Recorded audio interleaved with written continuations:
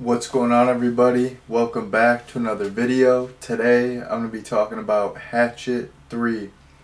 So, um, much like the second one, uh, I wasn't the biggest fan of Hatchet 3. I didn't absolutely love it, but I did think it was decent. I I did not have a bad time with it by any means. There were some great kills once again. Uh, there were some nice additions to the story. Some good you know cameos from some horror legends. So you know it was I had a decent time with this, but it was once again this much like the second one. It didn't totally blow me away, but Hatchet 3, it was decent. So, the movie starts out, and Mary Beth, she's going into uh, she's going into this police station. She's covered in blood, and she has Victor Crowley's scalp in her hand, and she professes to the police that she killed Victor Crowley, like that Victor Crowley killed a bunch of people and she killed Victor Crowley. So the cops, they're not buying that, so they lock her up and they go back to the bayou to investigate. And the police are accompanied by some paramedics and eventually a SWAT team. And while the police and the paramedics and the SWAT team are investigating the bayou, they start getting picked off by Victor Crowley, and basically the sheriff's wife, the sheriff's ex-wife, she's like a Victor Crowley expert. She's a journalist. She convinces the Deputy Winslow, to let Mary Beth out of jail because the sheriff's ex-wife has this idea that if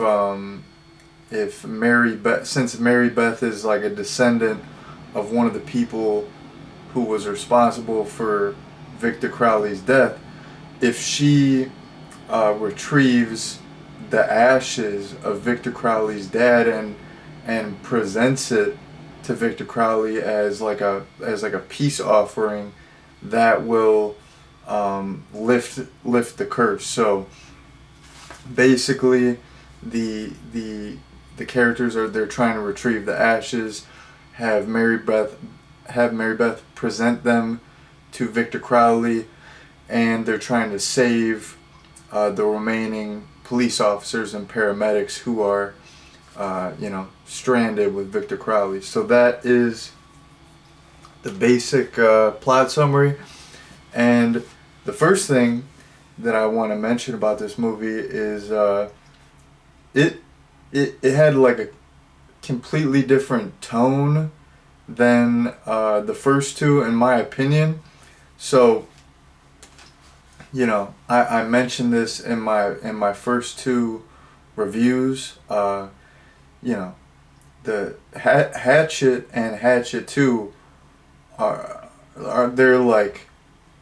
they're almost like straight up comedies. Like there's so much comedy in them, and even though the kills are serious and there is some suspense and tension, like there's so much comedy.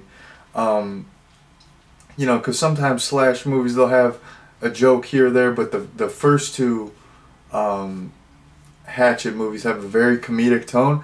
This movie barely has any comedy. It's way more of just a straight up serious slasher, and actually it has a lot of action elements. So the second one did have some action elements because all of the people who were hunting Victor Crowley were like these, you know, badass hunter guys, but this one really had a lot of action elements. But yeah, the whole tone was like way more serious. There was a couple little comedic instances, but they weren't like over the top or silly. Which I like some of the over the top silly comedy in the first two movies.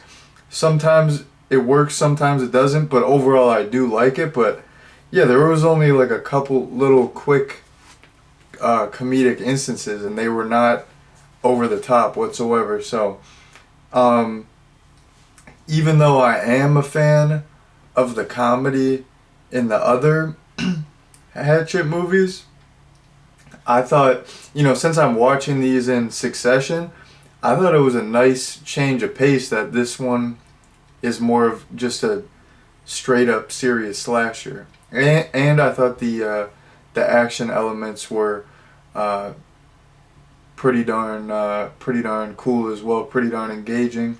So yeah, I could see where Hatchet 3 might be some people's favorite in the franchise if they're you know, more into like a serious horror film, more into like a, you know, just straight horror movie, like less if they're not as into like, you know, the kind of goofy silly comedy stuff. So yeah, I thought this, even though I do like the comedy, I thought this was a nice little change of pace. And when you're knocking out like a franchise, it is nice when some of the movies have a slightly different tone. You know, it's like you don't want every movie in the franchise to just be like cookie cutter, like the same thing every time. So yeah, it was a nice little change of pace. And moving on, like I said, there was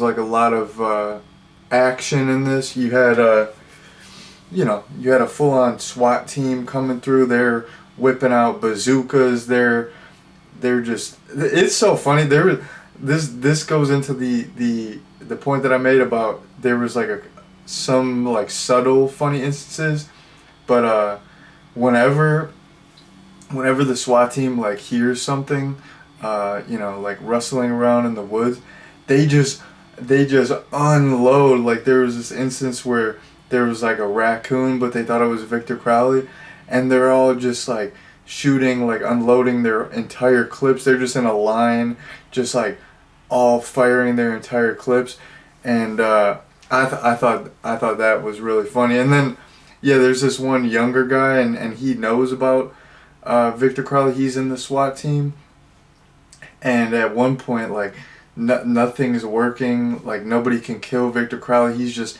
taking out the SWAT team like it's nothing. Like it's just, you know, just a walk in the park.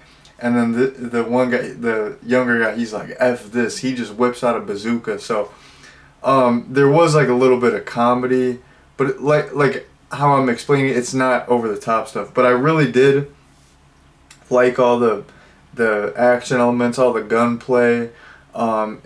You know, in the last movie, all like the hunters, they were, you know, they were a good matchup against Victor Crowley. But this cast characters was an even better matchup. You know, in the first movie, you just had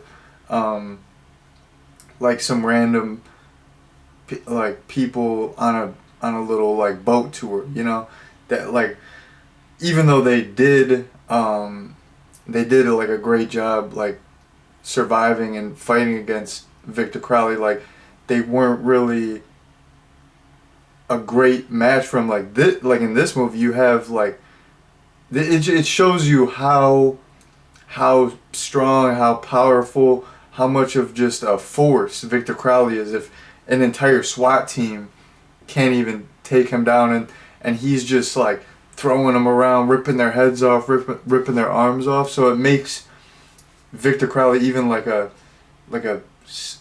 scarier villain, like a more unstoppable villain. So I like that.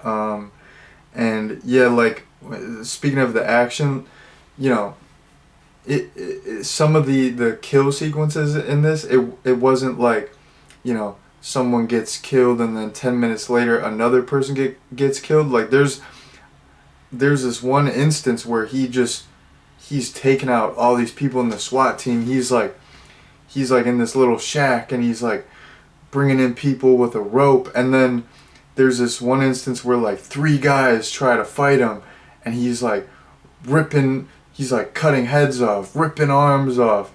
And you know, like a lot of slasher movies, you'll just have like one kill, then a little bit later another kill. Like this was it was like he was like fighting people, like taking on the whole SWAT team, killing them in succession. Like all of the action elements were fantastic, and I thought all the action stuff really worked. So I was a big fan, and once again the kills in this were really good. There was a lot of dismemberment. There was blood splattering all over the place. You had decapitations.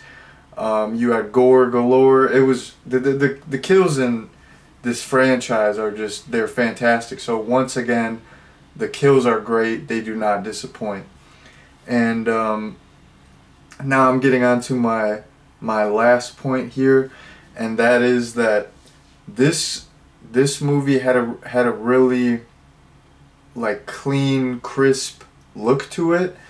It kind of had a more polished look than the first two movies, and maybe that's because just because it was newer. It came out in 2013. The previous one came out in 2010, so maybe they upgraded their equipment, got a better camera since then. But everything, like the lighting in this was great. Like this movie had a really really nice look to it, and it was just like aesthetically pleasing, really, visually pleasing. All the lighting was great. It looked better than the other ones. Like the other ones looked fine, but this looked like an improvement, an upgrade. And there was a couple of shots of Victor Crowley himself that I thought looked really good. So, I said this earlier. The younger guy tries to shoot Victor Crowley with a bazooka, but he misses. And there's this one shot of Victor Crowley's house on fire, and you see Victor Crowley in front of the house, and the house is just up in flames, and it collapses behind him. That was a beautiful shot. I absolutely loved that. And there was a couple other shots where, Victor Crowley, we see like a front view of him, and then he has like, all this like forestry behind him, and there's like all this like light peering out of the woods and all this fog, and just there's like so many like beautiful shots surrounding Victor Crowley where they're just like really atmospheric, and I don't know, like the lighting in the like the forest area of the swamp and the bayou was beautiful. Like I thought this was like a really good looking movie, and it was definitely like the look of it was definitely an improvement. So had to shout that out. But that was my last little point. So now I'm gonna get into my recommendation, and then I'm gonna head out. So I would recommend this. Like I said, for me personally, I didn't absolutely love it, but I definitely thought it was decent. It had a lot going for it, and I could see where, this could definitely be quite a few people's favorite movie in the franchise, just because it's, it has that serious slasher tone, which a lot of people love and prefer. So if you are, interested in checking out the Hatchet movies, or you've seen the first Hatchet movie, I think Hatchet 3 is worth watching, and it's a very, you know, solid, serviceable sequel. So I would most definitely recommend it. And like I've said in previous Hatchet reviews, all of these movies are free on Tubi right now. So, you know, if you're watching my videos and you think, hey, these might be worth checking out, they're all available for free right now. They're only like an hour and 20 something minutes a piece. So, yeah, definitely, you know, check them out if you're interested. But anyways, that has been my recommendation, and that has been my review of Hatchet 3. Thank you all very much for watching, and peace out.